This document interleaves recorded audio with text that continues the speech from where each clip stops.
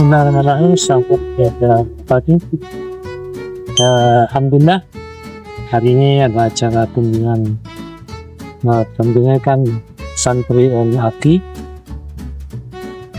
Saya Iksan, orang tua dari Ahmad Alfat Iksan, kelas 3.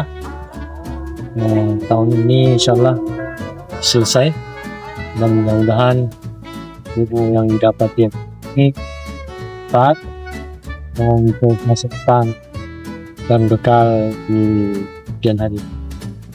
Kami sangat berterima kasih kepada NAKI telah membina anak-anak kami sehingga menjadi harapan untuk masa depan kita untuk meniti kehidupan di masa depan, dan menjadi harapan untuk orang tua